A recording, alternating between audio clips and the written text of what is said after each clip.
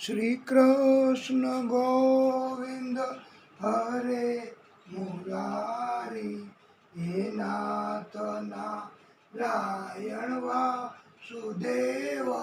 હે પ્રભુ, હે ભાગવત ભગવાન, હે વિષ્ણુ પરમાત્મા, હે શ્રીનાથજી બાબા, આપની કૃપા જોશે દાદા। હે પ્રભુ, હે નારાયણ ભગવાન।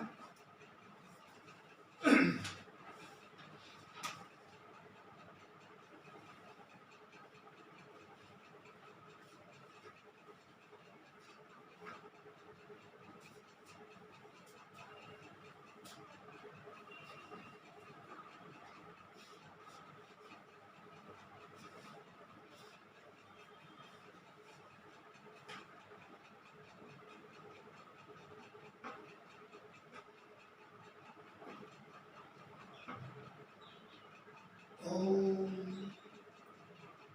શ્રી હરિ બોલીએ ભાગવત સ્વરૂપ ભગવાન की, विष्णु परमात्मा श्री हरि की जय।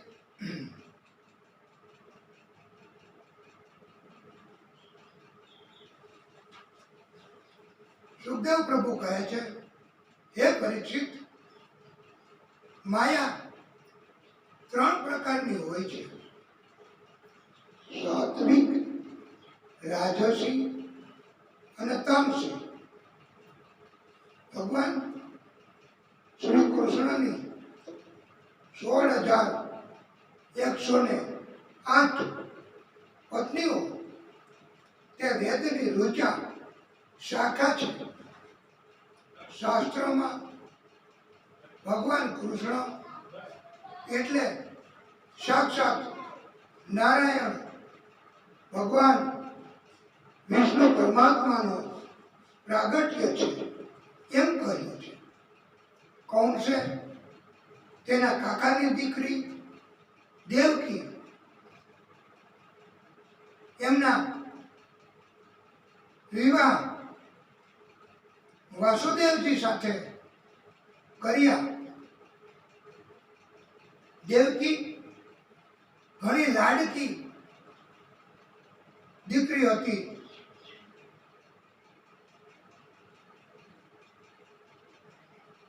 मात्र ने मात्र देवकी माटे उत्तम वर ए वासुदेवजी छे तेवुं बधाए नक्की कर्युं छे। चतुःशतं पारिब्रह्म गजनां हेममालिनां अश्वनां युतं सार्धं रथानां च 63 देवकी ना पिता राजा देवके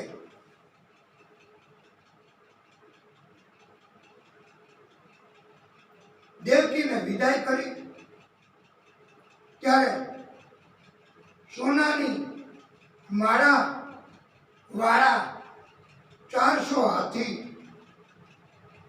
15,000 अश्वो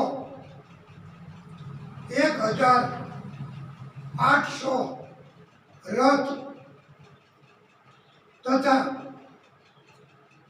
दासीनां सुकुमारीणां द्वेषते समलंकृते दुहित्रे देवको प्रदाद पाने दुहितृ वत्सल पालखीओ सहित सारी रीते अलंकृत करेली सुकुमार दासीओ पण देवकी ने आपी छे। हवे प्रभुनी लीला केवी? देवकी वासुदेव ने सासरे जवा देवाने बदले पाछा मथुरा में मावतर लाववामां आव्या छे। અને કેદમાં પૂરી દેવામાં આવ્યા. આ પ્રભુની લીલા કૌંસ પાદર સુધી પોતે દેવકીને વડાવવા ગયો છે. પાદરમાં પહોંચતા જ આકાશવાણી થઈ છે, અરે ઓ મૂર્ખ કૌંસ, તું દેવકીને આટલો પ્રેમ કરે છે, વડાવવા આવ્યો છો. આ જ દેવકીનું 8મું સંતાન તારો કાળ જન્મશે અને તારું મૃત્યુ કરશે, તારો વધ કરશે. આ આકાશવાણી સાંભળતા જ કૌંસ તો દુઃખી થઈ ગયો.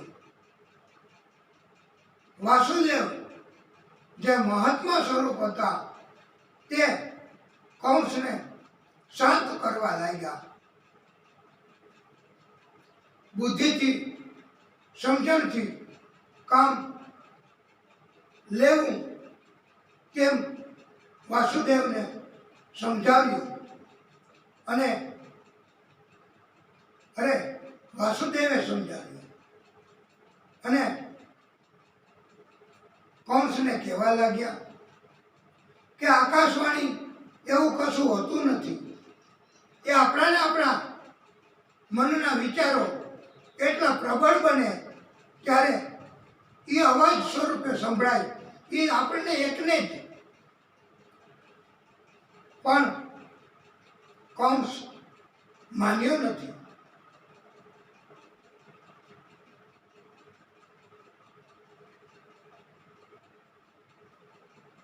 વાસુદેવ કહે છે, હે કૌંસ, તમે ભોજ વંશના યશસ્વી અને ભાવિ રાજકુમાર છો.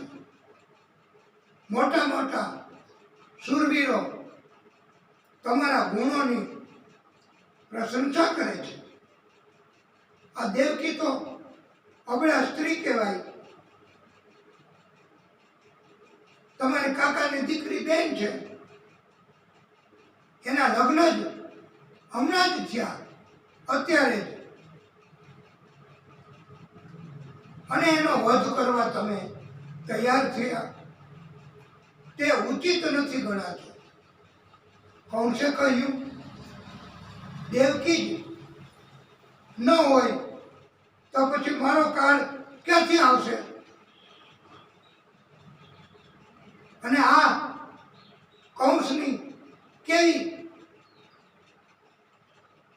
સુંદર મજાની બુદ્ધિ કહેવાય. જો કે પ્રભુએ લીલા કરી અને આ બુદ્ધિમાં ફેરફાર કર્યો એ વાત જુદી છે, પણ એનું 8મું સંતાન તો એ જ ન હોય તો સંતાન ક્યાંથી આવે? એ ઉત્તમ પ્રકારની બુદ્ધિ હતી જ, પણ પછી પ્રભુએ લીલા કરી, વાસુદેવે સમજાવ્યા અને વાસુદેવની સમજાવટથી એને સમજી જવું પડ્યું. એ પણ પ્રભુની એક લીલા જ છે. વાસુદેવજી કહે છે, હે કૌંસ, દેવકી તો તમારો કાળ નથી ને. આ જો કેવી ઉત્તમ પ્રકારની આર્ગ્યુમેન્ટ, દલીલ, સમજાવટ કે દેવકી તો તમારો કાળ નથી, એટલે દેવકીની હત્યા શા માટે તમારે કરવી? અને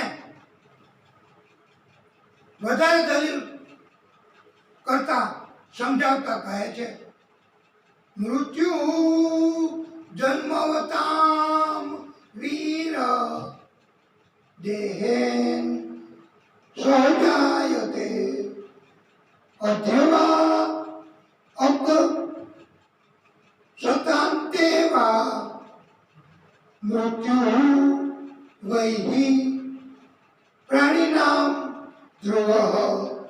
એ વીરોમાં શ્રેષ્ઠ કૌંસ, જેનો જેનો જન્મ થાય છે તેના શરીરની સાથે જ તેનું મૃત્યુ નક્કી થઈ ગયું હોય છે.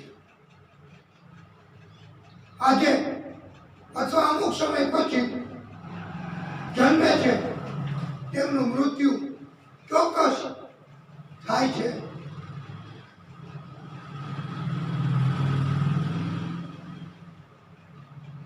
એટલે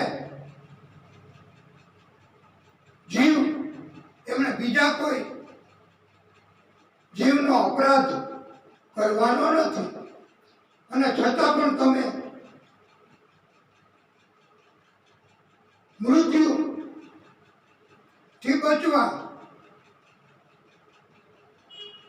પ્રયત્ન કરો. એ વાત સુધી શક્ય હોય ત્યાં સુધી પ્રયત્ન કરવો. પછી તો મૃત્યુ નક્કી થયું તેમ જ થવાનું છે. એટલે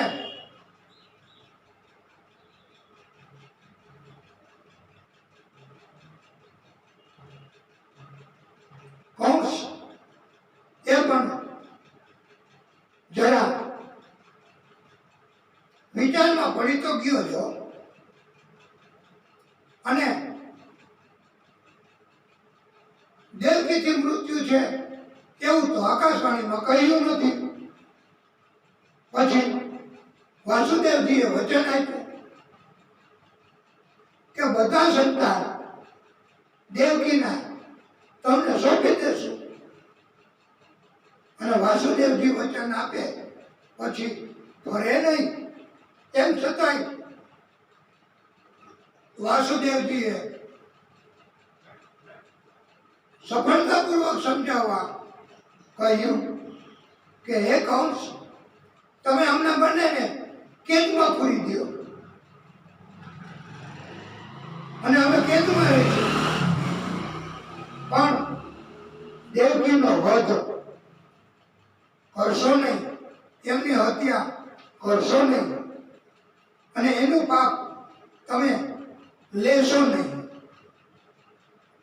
હવે આવા કારણથી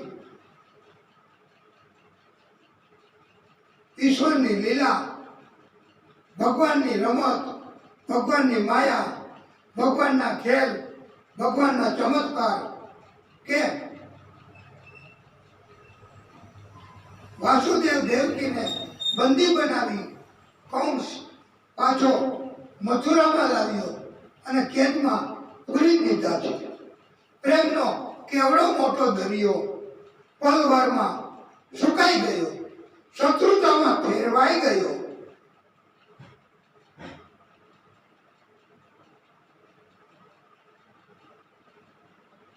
આ પ્રભુની લીલા જાણી હવે તો આપણે પ્રભુ, એમની લીલા, એમની માયા, એમાંથી કોઈ બચી શકવાના જ નથી. એટલે આપણે પણ કીર્તન સ્વરૂપે કહીશું, એની માયા, એમની પ્રશંસા, પ્રભુની ભક્તિ કરીશું. શ્રી કૃષ્ણ ગોવિંદ હરે મુરારી, હે નાથ નારાયણ વાસુદેવ, હે નાથ નારાયણ વાસુદેવ, હે નાથ નારાયણ વાસુદેવ. ભક્તિ સુતૌ તૌ તરુણૌ ગૃહીત્વા, પ્રેમે કરૂપા સહસા વિરાસિત. શ્રી કૃષ્ણ ગોવિંદ હરે મુરારી, નાથેતિ નામાની મુહુરુ વદંતી. પ્રભુ કૃષ્ણ અને પરમાત્મા શ્રી હરિ, એમની માયા એમને કોઈ સમજી શક્યા નથી.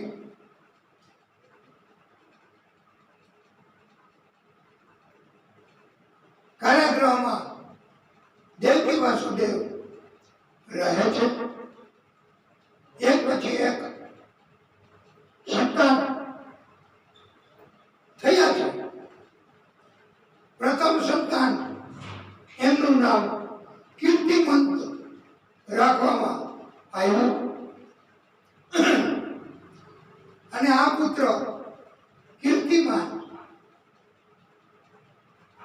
કંસને વાસુદેવજીએ સોંપી આપ્યો. કંસ એમને આ પુત્ર સોંપ્યો એટલે હવે કંસને સમજાવવા માટે પાછી વિનંતી કરવા લાગ્યા અને કહ્યું, હે કંસ,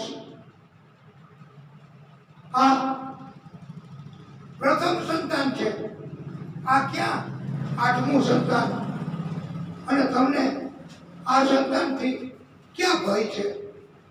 આકાશવાણીમાં તો આઠમું સંતાન એવું કહ્યું છે, માટે આ તો પહેલું સંતાન, એમને પાછું સોંપી દો. અમને આ સંતાન તરફ અતિ પ્રેમ લાગણી ઉત્પન્ન થઈ છે. કંસે તો આ પ્રથમ સંતાન હતું એનાથી તો એનું મૃત્યુ નથી, એટલે પ્રથમ સંતાન દેવકી અને વાસુદેવજીને બધાને પાછું સોંપી દીધું. અને બધા સંતાન પાછું મળ્યું એટલે ઉત્સવ મનાવે છે, આનંદથી કીર્તનો કરે છે. બધી જગ્યાએ આનંદ આનંદ અને આનંદ ફેલાઈ જાય છે. કંસ પણ એમાં સામેલ થાય છે, આનંદ કરે છે. હવે દેવોને વિષ્ણુ પરમાત્માને એમ થયું કે આ કંસ આવી રીતે સત્કર્મો કરશે તો પછી એમને મારવો કેમ, એનું મૃત્યુ કેવી રીતે કરવું? આવી રીતે સત્કર્મ કરે તો મૃત્યુ ન કરી શકાય. એ તો ચિંતિત બન્યા દેવો, વિષ્ણુ પરમાત્મા, આદિશક્તિ, અને ત્યારે જ એમની મદદ માટે ત્યાં નારાયણ નારાયણ કરતા કરતા દેવર્ષિ નારદ પધાર્યા અને કહે છે, પ્રભુ, આપની વ્યગ્રતા એનું કારણ શું છે? ત્યારે દેવર્ષિને પ્રણામ કરીને કહ્યું કે કંસ તો સત્કર્મ કરવા માંડ્યો, પેલું સંતાન દેવકીને થયું તો એ તો પાછું આપી દીધું, બધા ઉત્સવ મનાવે છે. આવી રીતે સત્કર્મ થશે તો પછી એનું મૃત્યુ કેમ કરવું?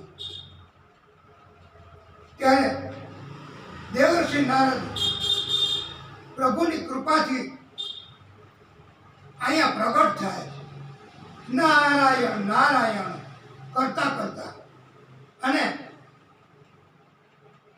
કંસ તથા વાસુદેવ, દેવકી બધા સ્વાગત સન્માન કરે છે નારદજીનું. અને નારદજીએ કહ્યું છે કે આ ઉત્સવ, આ ઉજાણી શેની કરો છો, શા માટે કરો છો? ત્યારે કંસ કહે છે, હે દેવર્ષિ, આ પ્રથમ સંતાન દેવકીનું થયું અને પ્રથમ સંતાન થી મારું મૃત્યુ નથી, મારું મૃત્યુ તો આઠમા સંતાનથી છે. એટલે એમની વિનંતીથી મેં એમને આ પ્રથમ સંતાન પાછું સોંપી દીધું છે. ત્યારે એ બધા ઉત્સવ મનાવે છે. નારદજી કહે, પણ એ તો બધા ઉત્સવ મનાવે, એ તો સંખ્યા, તમે શા માટે ઉત્સવ મનાવો છો? તમે તો આ સંતાન પાછું સોંપી અને નારાયણ નારાયણ તમે તો જોખમ લીધું છે. કંસ મહારાજ ત્યારે કંસને જરાક જેને આપણે નથી કહેતા ટ્યુબલાઇટ થઈ મગજમાં, એટલે એને તો એમ થયું કે મેં જોખમ તો લીધું કહેવાય હો. એને શંકા થઈ. ત્યારે નારદજીએ કહ્યું છે કે આ સંતાન પ્રથમ છે કે આઠમું છે, એ તમારી પાસે કોઈ પુરાવો છે? આકાશવાણી થઈ ત્યારે આઠમા સંતાનથી મૃત્યુ એવું કીધું તો એ ગણતરી કરવી, પહેલું બીજું ત્રીજું એમ એ ગણતરી કરવી, એ ઉપરથી ગણતરી કરવી કે નીચેથી ગણતરી કરવી? તમે નીચેથી ગણતરી કરો તો આ સંતાન પહેલું સંતાન કહેવાય, અને જો ઉપરથી ગણતરી કરવાની એવો અર્થ થાય તો ઉપરથી ગણતરી કરતા આ સંતાન આઠમું સંતાન કહેવાય.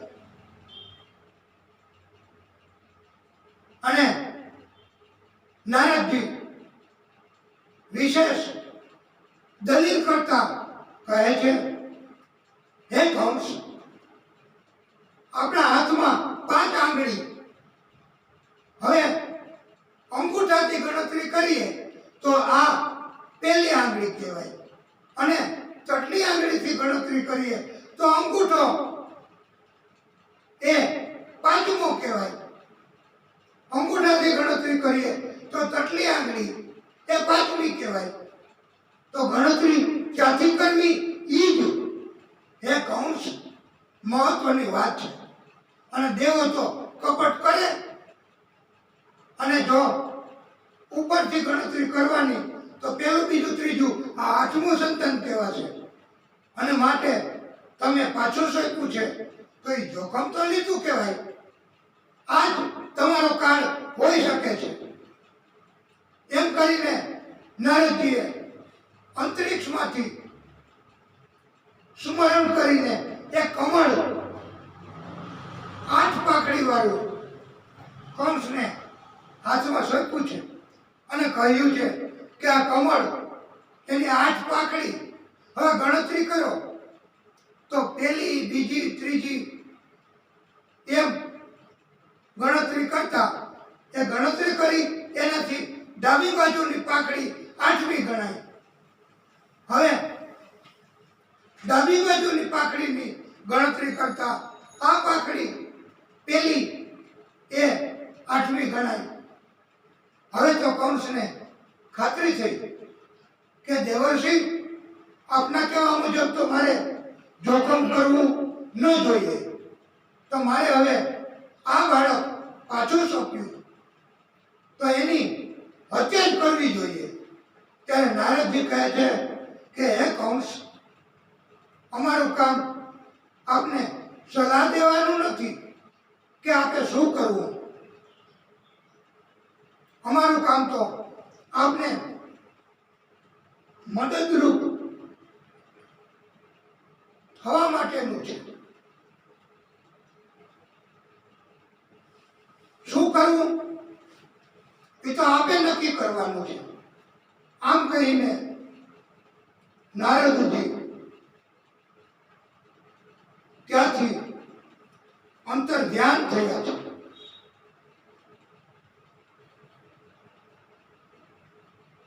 નારદજી નારાયણ નારાયણ કરતા અંતર ધ્યાન થયા. કંસે તુરત જ એ સંતાનને મંગાવી લીધું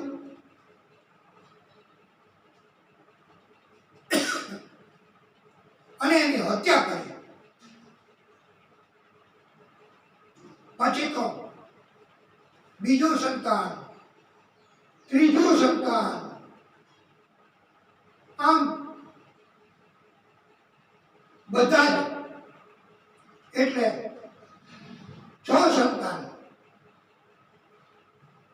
પેલું કીર્તિમાન સુસેન, ત્રીજું ભદ્રસેન, ચોથું રજુ, પાંચમું સંવર્ધન, છઠ્ઠું સંતાન ભદ્ર.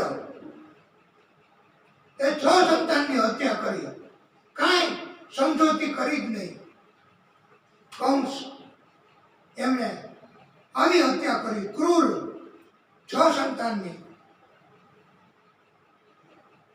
હવે 7મું સંતાન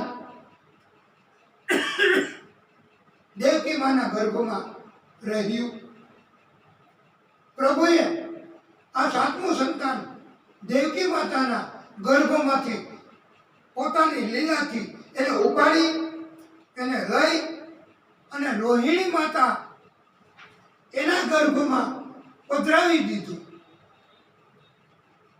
અને પછી અહીંયા દેવકી માતા એવી જાહેરાત કરી, વાસુદેવજીએ એવી જાહેરાત કરી કે કંસ મહારાજ 7મું સંતાન જન્મશે જ નહીં, કારણ કે ગર્ભ સ્રવી ગયો છે. એટલે કંસને તો અભિમાન વધ્યું, હત્યા તો કરી, અભિમાન વધ્યું કે મારી કેવી ધાક કે 7મું સંતાન તો મારી બીકથી જ એનો ગર્ભ સ્રવી પડ્યો. અને એટલે કંસ તો અભિમાનથી હવે બધાના કહેવાથી ઉત્સવ મનાવવા માંડ્યો કે 7મું સંતાન એનો ગર્ભ સ્રવી ગયો છે. ત્યારે બધાએ કંસના આવી રીતે ખોટા ખોટા વખાણે કર્યા હો. પણ હકીકતમાં એ 7મું સંતાન એ પ્રભુના આદેશથી શેષ નારાયણ ભગવાન એ હતા અને એમને રોહિણી માતાના ગર્ભમાં મૂક્યા છે. અને રોહિણી માતાએ પછી એમને જન્મ આપ્યો છે. એ 8મા સંતાન પહેલા એટલે શેષનારાયણ ભગવાન એ મોટા રોહિણી માતા ના સંતાનથી ઓળખાયા છે. પછી તો 8મું સંતાન, હવે તો ચોક્કસ 8મું સંતાન પ્રગટ છે, જન્મ થશે એટલે કંસને મારશે. એનો કાળ જ છે. કંસ પણ એવું માનવા માંડ્યો કે હવે તો 8મું સંતાન આવશે. અને એ બચવું ન જોયું કોઈ રીતે. એટલે કંસે ચોકી પહેરો 10 ગણો વધારી દીધો કારાગૃહમાં. અને સમય પરિપક્વ થયો. પ્રભુએ પોતે, વિષ્ણુ પરમાત્માએ પોતાની લીલા કરી કારાગૃહમાં દેવકી વાસુદેવને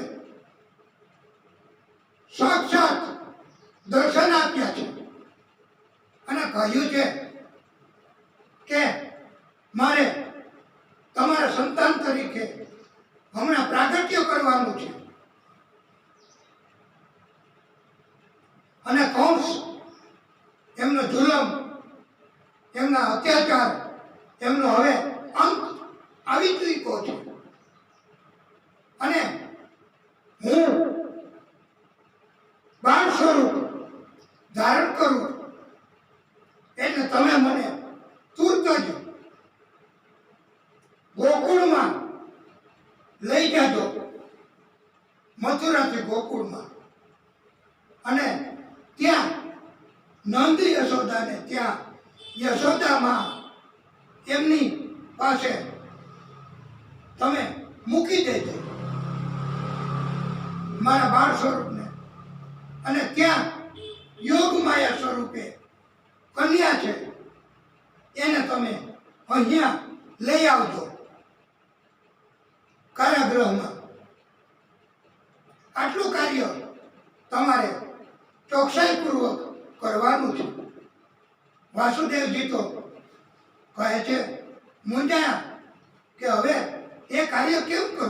આટલો ચોકી પહેરો 10 ગણો પૌંસનો, ત્યારે પ્રભુએ કહ્યું છે કે એ બધું તમારે વિચારવાનું નથી.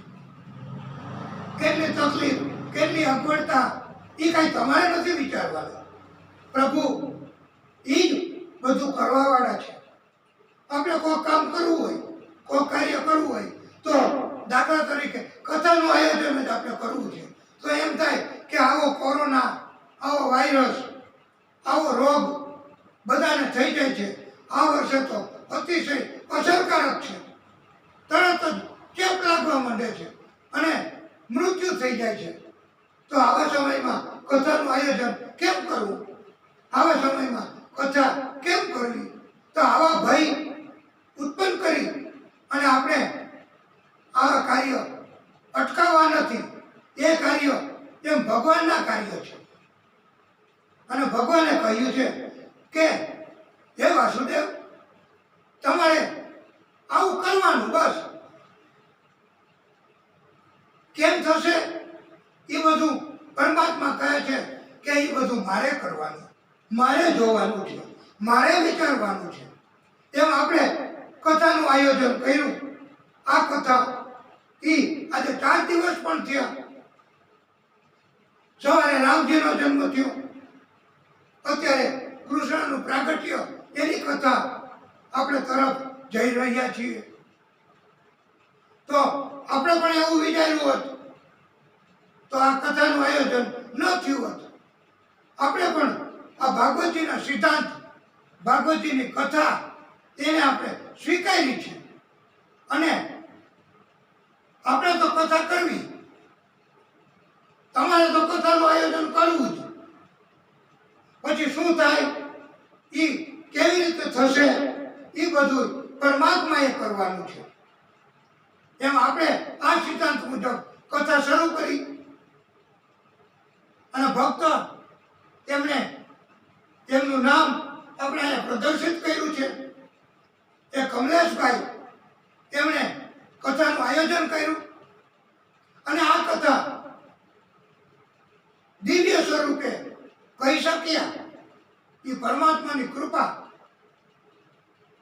અને આ સિદ્ધાંત મુજબ પ્રભુએ જે બોધ આપ્યો દેવકી વાસુદેવને, એ મુજબ આ કથા આપણે શરૂ કરી. આમ પ્રભુએ તો દેવકી માતાના કહેવાથી, અનુગ્રહથી બાળ સ્વરૂપ ધારણ કર્યું અને બાળ સ્વરૂપ ધારણ કર્યું એટલે વાસુદેવજી હવે બાળ સ્વરૂપને લે છે. આટલો મોટો ચોકી પહેરો, પણ કથામાં કીધું છે કે બાળ સ્વરૂપને એક નાનકડો છબડી જેવું, ટોપલા જેવું કંઈ હશે તો એમાં પધરાવી અને મસ્તક ઉપર ધારણ કરી અને લઈ ગયા વાસુદેવજી, એમ કથામાં કહ્યું છે. પણ આટલો ચોકી પહેરો અને કારાગૃહમાં કંસ આવી બેદરકારી રાખે ને ટોપલા જેવું કઈ હોય? પણ બીજી કથામાં અને આપણે અહીંયા ચિત્રમાં પણ એવું બતાવ્યું છે ઉપર કે વાસુદેવજી બાળ સ્વરૂપને લઈ જાય છે મસ્તક ઉપર. તો આપણે દ્વૈતવાદમાં નથી પડવું કે આવું બન્યું હતું કે નહોતું બન્યું. પણ એક કથામાં એવું કહેવામાં આવ્યું છે કે વાસુદેવજી એ બાળ સ્વરૂપને પોતાના હૃદય સાથે ચાપી અને હૃદય સાથે લગાડી અને નીકળી પડ્યા છે. જેવા બાળ સ્વરૂપને લીધા, હૃદય સાથે રાખ્યા, ત્યાં જ એ દરવાજા કારાગૃહના એની મેળે તાળા ખુલવા માંડ્યા. એની મેળે દરવાજા ખુલવા માંડ્યા. ચોકી પહેરો એટલો બધો હતો, એમ છતાં પણ બધાને નિદ્રા આપી અને પ્રભુએ આવી લીલા કરી છે. એમ પ્રભુ લીલાઓ કરે, એની લીલા આપણે સમજી શકવા માટે સમર્થ તો નથી, એટલે આપણને આ બંને કથા એમાંથી જે યોગ્ય લાગે એ કથા આપણે સ્વીકારવાની છે. પ્રભુએ લીલા કરી હોય અને ત્યાં આવું કંઈ વાસણ કે ટોપલું આપ્યું પણ હોય અને પ્રભુએ બીજી કથામાં કહ્યું એમ છાતી સરખા બાળ સ્વરૂપને ચાપીને ગયા હોય એવું પણ આપણે તો બધું સ્વીકારવું. આ તો પ્રભુની માયા, કોઈ જાણી નથી શક્યું તો આપણે શું જાણી શકવાના. અને પછી આ બાળ સ્વરૂપ એમણે પ્રાગટ્ય કર્યું પ્રભુએ બાળ સ્વરૂપે. એનો સમય પ્રભુએ રાત્રિના 12 વાગ્યાનો નક્કી કર્યો છે. આઠમની તિથિ નક્કી કરી છે. શ્રાવણ મહિનો નક્કી કર્યો અને વાર એ બુધવાર નક્કી કર્યો છે. આજે પણ એ બુધવાર જ છે. તો આજે આપણી કથામાં પણ પ્રભુનું પ્રાગટ્ય થાય છે અને દેવકીજીના 8મા સંતાન તરીકે પ્રભુએ પ્રાગટ્ય કર્યું.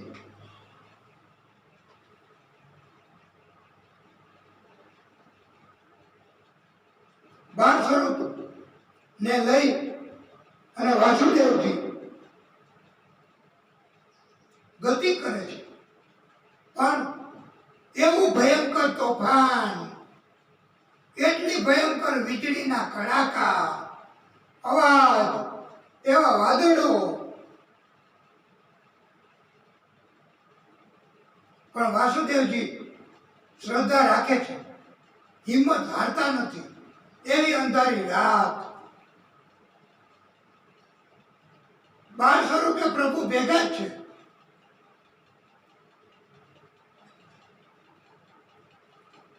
યમુનાજી તો એમનું જળ, એમનું પાણી એ ઉપર ને ઉપર વધારવા લાગ્યા. કારણ કે યમુનાજીની ઈચ્છા પણ પ્રભુ બાળ સ્વરૂપ ના ચરણ સ્પર્શ કરવાની હતી.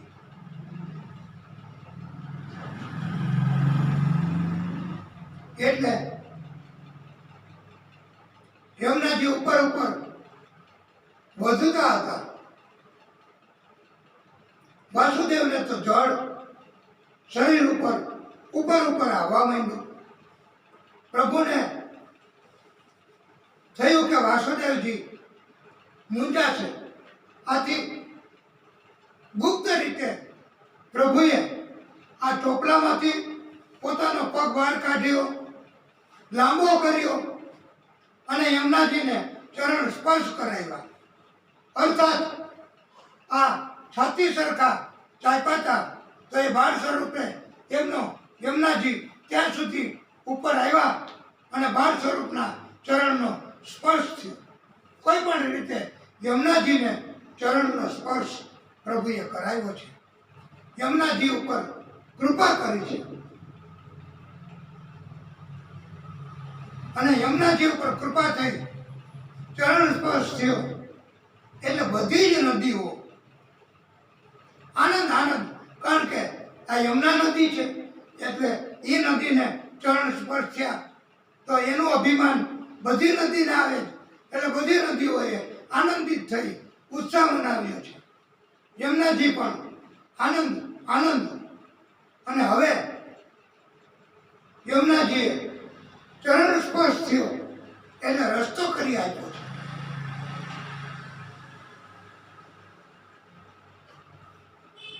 વાસુદેવજી હવે નિર્ભયપણે ગતિ કરી રહ્યા છે.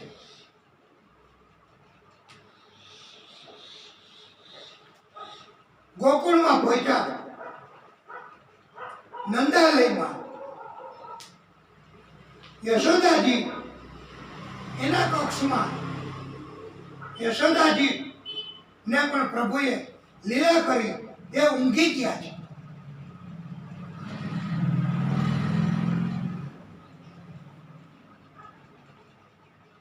બાજુમાં યોગ માયા સ્વરૂપે પુત્રી સંતાન ને રાખી છે. વાસુદેવજીએ આ બાળ સ્વરૂપને ત્યાં પધરાવી દીધું અને યોગ માયા સ્વરૂપે પુત્રી હતી એમને પાછી ધારણ કરી અને પાછા મથુરા તરફ વાસુદેવજી આવે છે. માયા આવે એટલે બંધન આવે છે. પાછા કારાગૃહમાં આવ્યા, પાછા બંધન આવવા માંડ્યા, પાછળ દરવાજાઓ બંધ થવા માંડ્યા, તાળા દેવાઈ જવા માંડ્યા અને કારાગૃહમાં આવી ગયા. ત્યાં બાળકી સંતાન સ્વરૂપે લાવ્યા ગોકુળમાંથી. અને પછી સમય થયો એટલે જાહેરાત કરી કે 8મું સંતાન પ્રગટ્યું છે, 8મું સંતાનનો જન્મ થયો છે. કંસને ખબર પડી કે તો ગુસ્સામાં ને ગુસ્સામાં, કારણ કે પોતાનો કાળ 8મું સંતાન હવે એને કેમ છોડાય. કંસે તો ક્રૂરતાથી અતિ બળ વાપરીને એ બાળકીને લૂંટવી લીધી, લઈ લીધી અને એમની હત્યા કરવા માટે કંસે અતિશય બળ વાપરી અને એમને પટકાવવા માટે નીચે પથ્થર સાથે, જમીન સાથે પછાડવા માટે કંસે ઘા કર્યો છે. ત્યાં તો એ યોગમાયા હતી, એ તો આકાશમાં ઉડવા લાગી અને આકાશમાં જતા જતા કહ્યું યોગમાયાએ કે હે કંસ, 8મું સંતાન તો તારો કાળ એ જન્મી ચૂક્યો છે અને અત્યારે ગોકુળમાં સ્થાનમાં છે, યોગ્ય જગ્યાએ છે.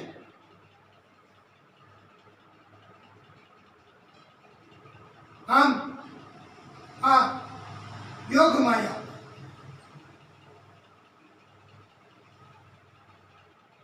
અત્યારે પણ ઉપર વૈષ્ણવ દેવી તરીકે સ્થિત થયા છે અને વૈષ્ણવ દેવી ત્યાં બધા ભક્તો જાય છે અને બધા ભક્તોની ઈચ્છા, કામના, સંકલ્પ આ વૈષ્ણવ દેવી પૂર્ણ કરે છે. આમ આ યોગ માયા એમણે પણ વૈષ્ણવ દેવી તરીકે સ્થાન પ્રાપ્ત કર્યું છે. કંસ તો મૂંઝવણમાં મુકાઈ ગયો. હવે શું કરવું? 8મું સંતાન મારો કાળ એ તો બચી ગયો, એને કેમ ગોતવો, એને કેમ મારવો? એની ચિંતામાં, ચિંતા હોય ને તો નીંદર ન આવે, ભય હોય ને તો નીંદર ન આવે, સુઈ જવું હોય તો સુઈ ન શકે. આ કંસ હવે નીંદ નથી આવતી, એને ભય જાગ્યો, મારા કાળને કેમ મારવો, ચિંતિત બન્યો. અને હવે કંસને ક્યાંથી નીંદ આવે, એને ક્યાંથી કોઈ ઉકેલ, કઈ રસ્તો બતાવે? કંસે તો બધી સભા એમને ભેગા કર્યા અને ઉપાય શું કરવો હવે એના માટે બધાની સલાહ લીધી છે અને એની સભાનું કામ ચાલુ કરી દીધું. કંસે પોતાના કાળને મારવા માટેનું કાર્ય કંસે ચાલુ કરી દીધું.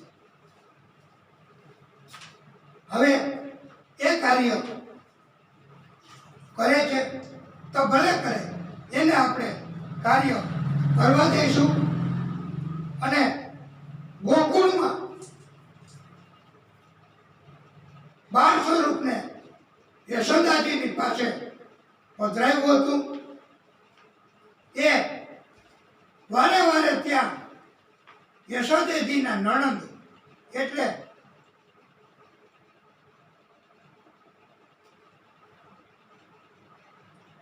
આ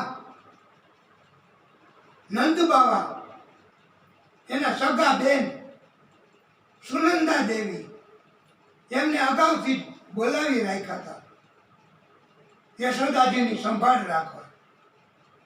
એ વારે વારે આવતા હતા ત્યારે એમણે જોયું કે યશોદાજીને તો આ સુંદર મજાનું બાળ સ્વરૂપ જન્મ્યું પ્રગટ્યું છે અને યશોદાને તો જગાડ્યા કે તમને આ પુત્ર સંતાનની પ્રાપ્તિ થઈ છે, તમે જાગો. અને હું આ સમાચાર આપવા નંદ બાવાની પાસે જાઉં છું. દોડતા દોડતા સુનંદા દેવી નંદ બાવાની પાસે ગયા છે અને સૌથી પહેલા સમાચાર મારે આપવા છે મારા ભાઈ નંદજીને. એટલે દોડતા દોડતા ગયા, અવાજ કરતા કરતા, હે ભાઈ, તમારે ત્યાં પુત્રનો જન્મ થયો છે. અને